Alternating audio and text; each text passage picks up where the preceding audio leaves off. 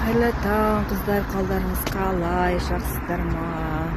Мен шатта отыруға шығып, арасында осылай табиғат тыңдайын деп бір отыратыным бар еді. Отырмын, сіздерге видео түсіріп тастайын дедім.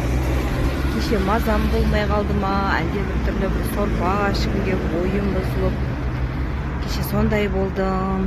Бірақ жоқ, ештеңе ішпедім, жемедім, бұзбадым. Кеше күн салқын болды бізде, жаңбыр жауды, содан ба бір сорпа ішкімге кәдімгідей сондай бір неге бардым.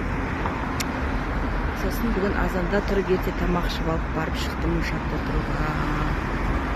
Бірақ дискомфорт маған ше, тамақ ішіп шықсам.